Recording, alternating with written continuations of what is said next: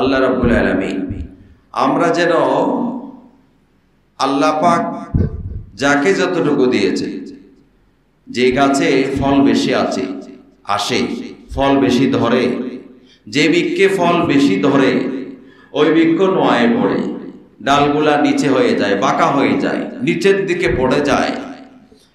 যার কাছে নিয়ামত যত বেশি আছে, যার কাছে দৌলত যত বেশি আছে, যার কাছে ক্ষমতা যত বেশি আছে, তিনি যদি আল্লাহর সঠিক বান্দা হয়ে থাকেন, তিনার উচিত তিনি নোয়ায়ে পড়বে, তিনি বিনয়বনত চিত্ত হবে, তিনার অলংকার হবে বিনয়, বিনয় হবে ওনার অলংকার। মুমিনের অলংকার হবে বিনয়। একটা দুইটা দেশের বিজয় নয়, গোটা ইসলামের বিজয়, মক্কা বিজয়, যেটাকে আল্লাহ ফাতহুম মুবিন বলেছেন, সুস্পষ্ট বিজয় বলেছেন।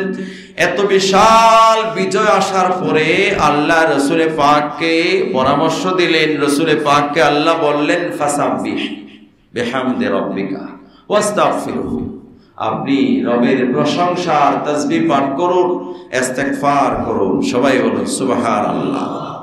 আর আমরা বলে তো মাশাআল্লাহ, আর বলার নাই।